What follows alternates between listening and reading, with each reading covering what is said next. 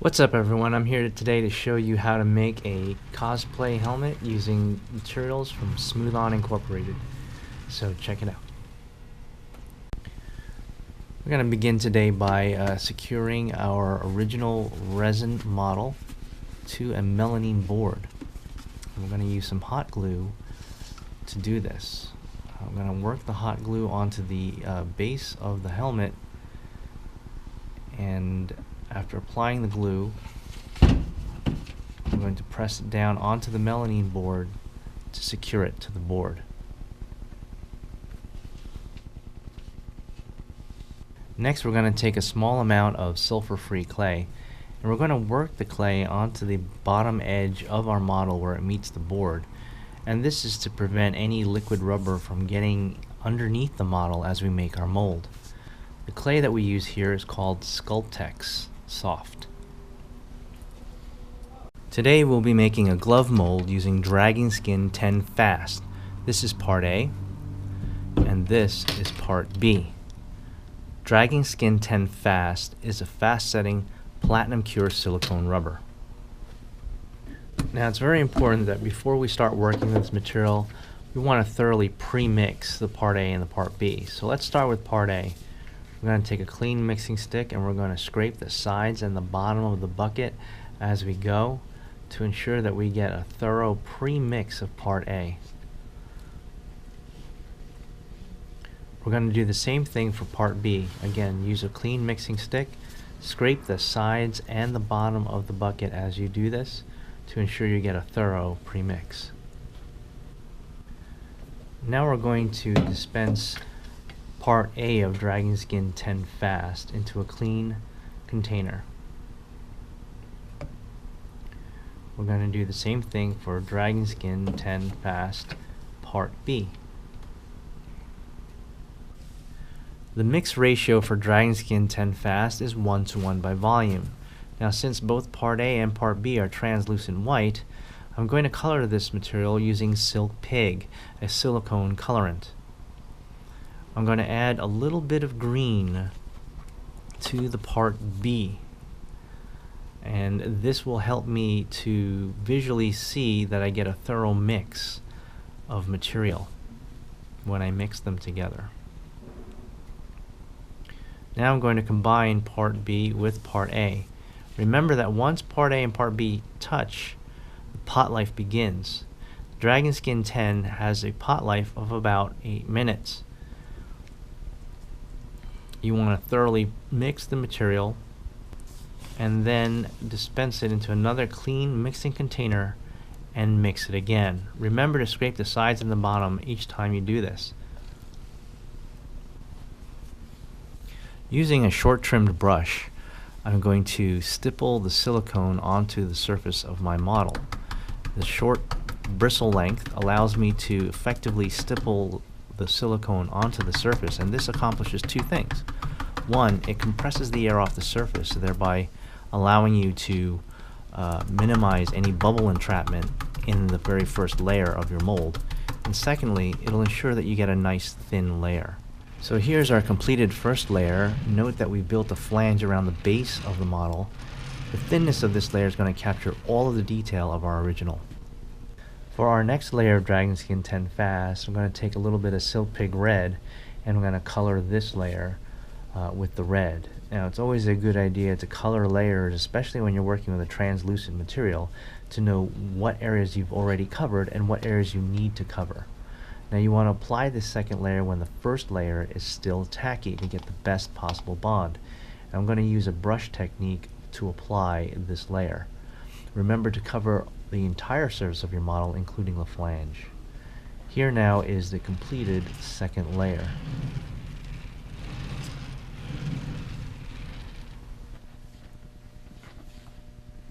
At this point, I'm also going to create some registration keys using Dragon Skin 10 Fast.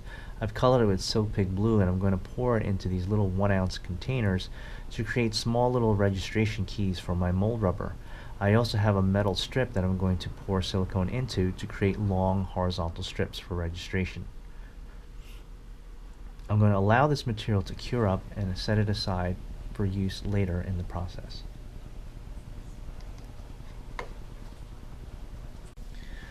For our next layer of Dragon Skin 10 Fast, I'm going to apply some Silk Pig Blue.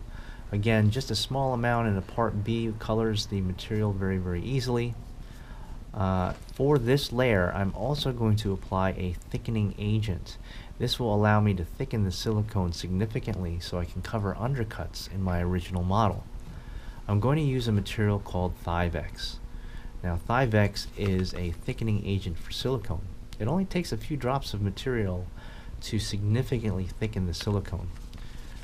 So when I mix this into my mixture, you can see here that the silicone is significantly thicker. Now, I'm going to apply this thickened silicone using a mixing stick and apply it directly to those areas where I need to cover the undercuts in my original model. And I'm going to continue this process until I've covered all of the undercuts in my original.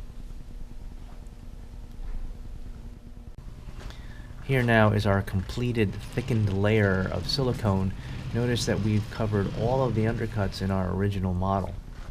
At this point, we're also going to apply our registration keys that we poured earlier. Now we're going to position these keys around the surface of the mold rubber to help hold the mold rubber in place when we put our support shell on, and this will prevent any movement of the rubber when we cast into it. Now I'm applying these keys when the thickened layer is still tacky, and that's what's holding the keys in place when I press it on the surface of the mold rubber. It's important to note that the keys should be tapered so that the narrow edge of the keys are towards the surface of the mold rubber. The wider part of our keys are outward, facing the shell. And this will help anchor the rubber into your support shell and prevent the rubber from sliding out of the shell when you cast into it. We're also going to apply our strips of silicone rubber, again to help with the registration of our mold rubber into our support shell. You can never have enough registration keys. And so by doing this, it will again prevent any unwanted movement of the mold rubber in the support shell, and will help lock our rubber into place so that it will prevent any distortion when we cast into our mold.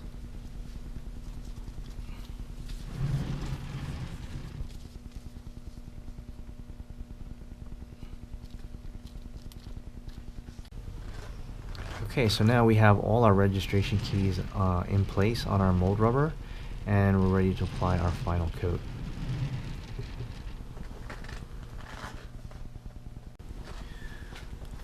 For our final coat of Dragon Skin 10 Fast, we're going to apply a layer of red silicone onto the mold rubber. Dragon Skin 10 Fast does cure in about 75 minutes. So here is our finished layer, and we're going to let that cure.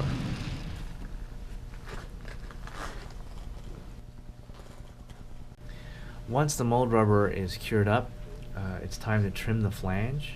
Using a straight edge, I'm going to cut the flange about 2 to 3 inches away from the base of the mold rubber. This will help to register the mold rubber to our support shell. I'm also going to trim the corners to give the mold rubber a unique shape that will sit in the support shell exactly the same way every time I use it. Here now is the completed mold rubber ready for our support shell.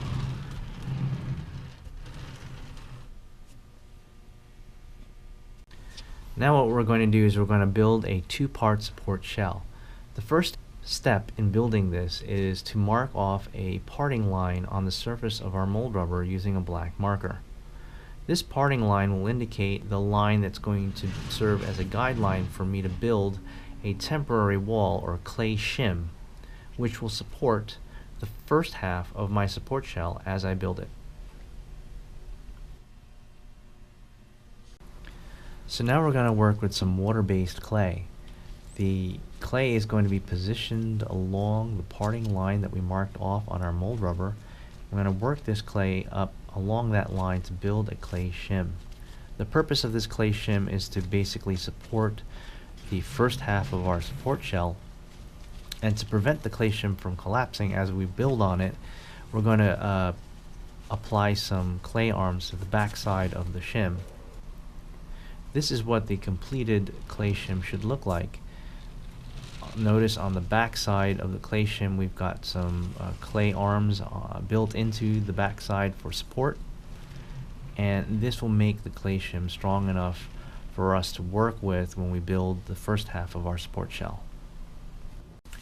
Now we're going to apply some sonite wax. Sonite wax is a paste wax, and the purpose of applying this wax is to prevent adhesion of the support shell to the mold rubber and the clay shim that we just created. So we're going to apply sonite wax to the entire surface of the mold rubber, the clay shim, and the baseboard of our entire assembly. For our support shell material, we're going to use freeform air. This is part A, and this is part B. Freeform air is a two-part epoxy putty that cures to a very lightweight resin. The mix ratio is 1:1 by volume, and you're going to mix it by hand. Check it for consistency and make sure there are no white streaks. You want to mix it until you get a uniform light gray color, like so. We're going to apply freeform air onto our mold rubber and mix up and apply material as needed to create the first half of our support shell.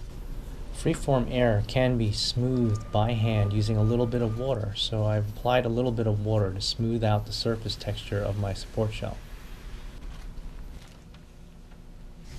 So now here's the completed first half of our support shell, and we're going to let the freeform air cure at room temperature overnight.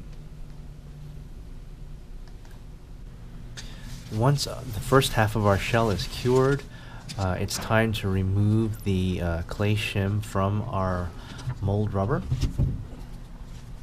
and we'll begin the process of setting up for the second half of our support shell.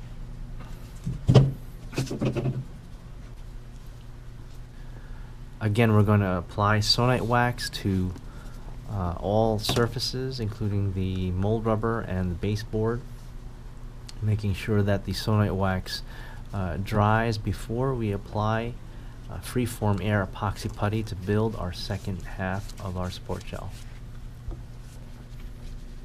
Once the sonite wax has been allowed to dry, it's time to apply the freeform air. We're going to mix and apply freeform air as needed to create the second half of our support shell. Here now is the completed second half of our support shell. We're going to now allow this to dry overnight. Now that our support shell is completely cured, it's time to remove the support shell from the baseboard. I'm going to use this hammer and chisel to do just that. I'm going to work the chisel around the base perimeter of the support shell to release the support shell from the baseboard.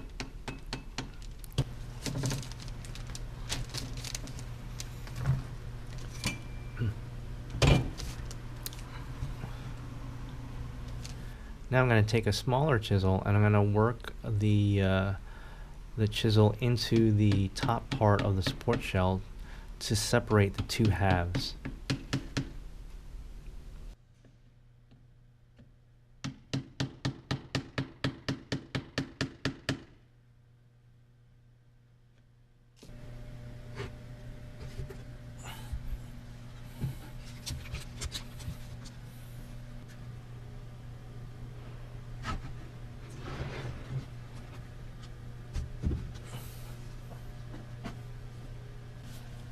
Now we're going to apply a little baby powder to the surface of our mold rubber. The purpose for the baby powder is to help relieve the surface tension on the mold rubber and will allow for the silicone to slide easily against itself as we demold this glove mold from our original model.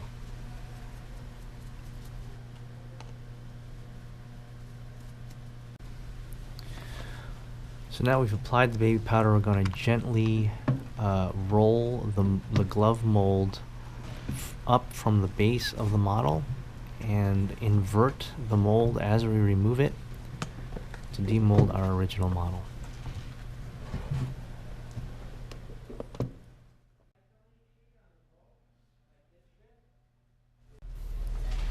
Now I'm going to prepare our support shell for reassembly.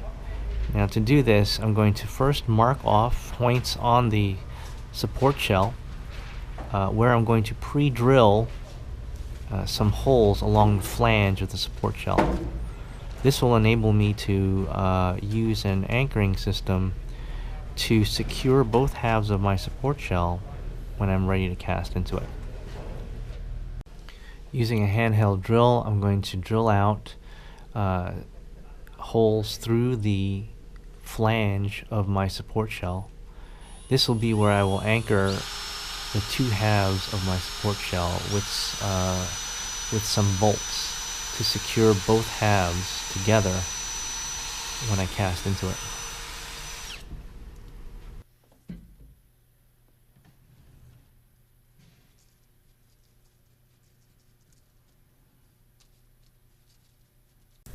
Now it's time to reseat the mold rubber into the shell. I'm going to lay the first half of the shell onto its side and reposition the mold rubber in place. Note how the cut flange fits perfectly within the shell. You also want to make sure that you push in the registration keys carefully into the shell to make sure that it's locked in place. So when you are reassembling your mold, you want to make sure that you thoroughly check each one of those registration points and make sure it's locked into the shell before you cast into it.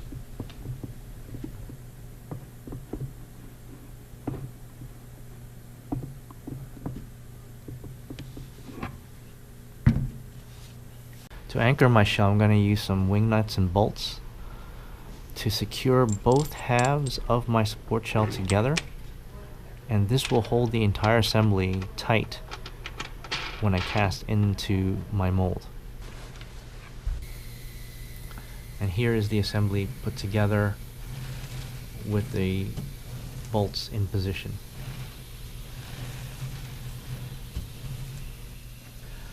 Our mold is now ready for casting. Tune into part 2 to find out what materials we use from Smooth On to make our helmet.